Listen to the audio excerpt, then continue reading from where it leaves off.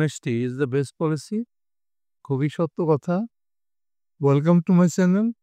আজকের লেসনটা right forms of verbs part 20। আগের লেসনগুলোতে বিশেষ করে 1 থেকে 24 পর্যন্ত আমরা কিন্তু রাইট ফর্মস অফ ভার্বসের যাবতীয় রুলগুলো দেখিয়েছি। এরপরে আমরা 25 নাম্বার লেসন থেকে বোর্ডের রাইট ফর্মস অফ ভার্বগুলো দেখাচ্ছি, যেগুলো বেশ ইম্পর্টেন্ট, পরীক্ষায় আসার মতো। তার মধ্যে এটা একটা অন্যতম। এখানে 10টা গ্যাপ আছে, সেই সাথে 10টা ভাব দেওয়া আছে। প্রথমে আমরা ভাব 10টা আগে চিনে নেই। অ্যাক্ট, কাজ করা। ড্যামেজ, ধ্বংসপ্রাপ্ত হওয়া। ব্রিড, জন্ম দেওয়া। রাইজ, উঠা। রেজাল্ট, ফল। কনসিডার, অনুগ্রহ করা, কনসিডার করা। ওভারকাম, বাধা দূর করে এগিয়ে যাওয়া। কম্পেয়ার, তুলনা করা। বিল্ড, নির্মাণ। এন্ডিভর, প্রচেষ্টা করা। রাইট ফর্মস অফ ভার্বস করার সময় যে প্যাসেজটা দেওয়া থাকে, প্রথমে প্যাসেজের 2-1 লাইন আগে পড়ে নিতে হয়, জেনে নিতে হয় এটা কি প্যাসেজটা প্রেজেন্ট ফর্মে থাকবে নাকি পাস্ট ফর্মে থাকবে নাকি ফিউচারে যাবে। আমরা একটা লাইন পড়ে নিই প্রথমে। সেলফ কন্ট্রোল ড্যাশ আর গ্রেট পাওয়ার। আত্মনিয়ন্ত্রণ সম্পর্কে কিন্তু এখানে কথা বলা হচ্ছে। সুতরাং এটা অবশ্যই প্রেজেন্ট ফর্মের একটা প্যাসেজ। পাস্টে যাওয়ার কোনো যৌক্তিকতা এখানে দেখছি না আমরা। সুতরাং এই গ্যাপটা এখন কি হতে পারে, যে 10টা ভার্ব দেওয়া আছে তার মধ্যে কোনটা দিতে পারে এবং কোন ফর্মে সেটা দিতে পারে, আর সেই ভার্বের সাথে কোনো অক্সিলারি যাবে কিনা সেটাও কিন্তু খেয়াল করতে হবে। এখন সেলফ কন্ট্রোল ড্যাশ আর গ্রেট পাওয়ার, এটাকে ধরে নেওয়া হয়, মেনে নেওয়া হয়। আমরা কনসিডারটা নিতে পারি, কনসিডার নেব আমরা। সেই সাথে এটা কিন্তু প্যাসিভ ফর্মে নিতে হবে। তাহলে একটা অক্সিলারি নিব, ইজ কনসিডার্ড, এটা নেব। আরও একটা লিখে ফেলি, ইজ কনসিডার, ইজ কনসিডার্ড। প্যাসিভে থাকলে পর অবশ্যই মূল ভার্বের পাস্ট পার্টিসিপল হয়। তাহলে সেলফ কন্ট্রোল ইজ কনসিডার্ড আর গ্রেট পাওয়ার, একটা শক্তি হিসাবে এটাকে ধরে নেওয়া হয়। এরপর আছে ইট ড্যাশ অল আদার ভার্সুস। ভার্সুস মানে জ্ঞান।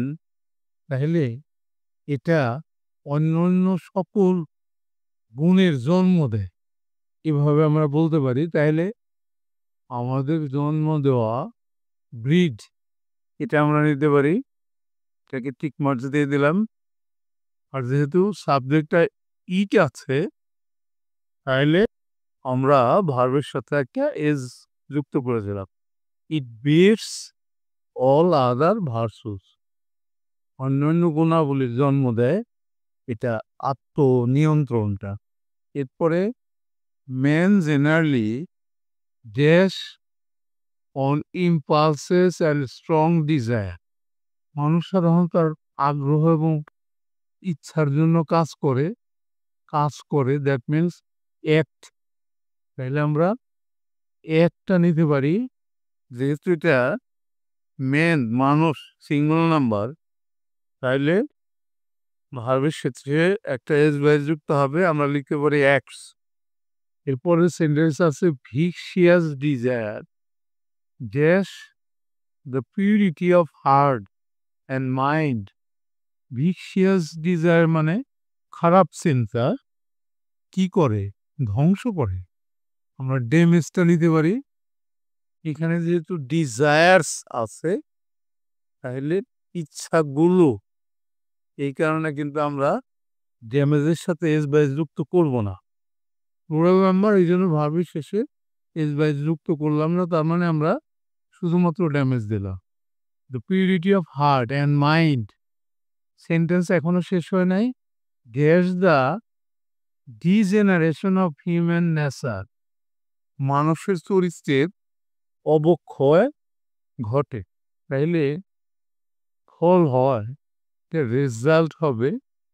আমরা এখানে নিতে পারি রেজাল্ট, এখানে ভার্বের সাথে আইএনজি যুক্ত করে রেজাল্টিং দেব আমরা, একে নাউন করে দিলাম, রেজাল্টিং ফল হয় ডিজেনারেশন অফ হিউম্যান নেচার, মানুষের চরিত্রের অবক্ষয় হয়। It is self control that, এটাই সে আত্মনিয়ন্ত্রণ যেটা ক্যান হেল্প আ ম্যান, একটা মানুষকে সহায়তা করতে পারে, dash up a pure character, তাইলে চরিত্র গঠন। তাহলে এখানে আমরা দিতে পারি বিল্ড, বিল্ড আপ দিতে পারি, build up a pure character, খাঁটি চরিত্র গঠন করতে সহায়তা করে, which is a very essential, যেটা খুবই দরকার, প্রয়োজন, dash above the level of ইনহিউম্যানিটি, তাইলে এই গ্যাপে আমরা কি দিতে পারি, উঠা, আমরা রাইজটা দিতে পারি, to rise, essential to rise above the level of inhumanity, অমানবিকতা লেভেল থেকে আমরা উপরে উঠতে পারি। এরপরে সেন্টেন্সটা কি আছে, nothing can dash to self control, কোনো কিছুই কিন্তু আত্মনিয়ন্ত্রণের সাথে তুলনা করা যায় না, কম্পেয়ার, ক্যানের সাথে একটা বি আসবে, can be compared to self control to dash in humanity, আমরা এখানে ওভারকামটা নিতে পারি, অমানবিকতা ওভারকাম করতে পারি, টু ওভারকাম ইন হিউম্যানিটি।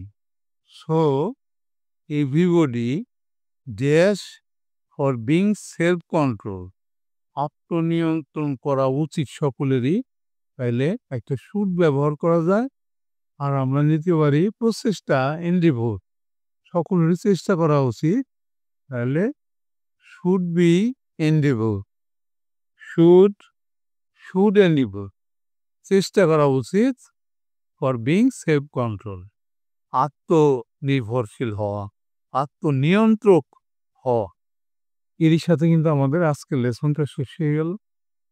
তোমরা যদি শিখতে চাও তাহলে নিয়মিত দেখবা এবং মনোযোগের সাথে দেখবা। ঠিক আছে, thank you for watching, see you next.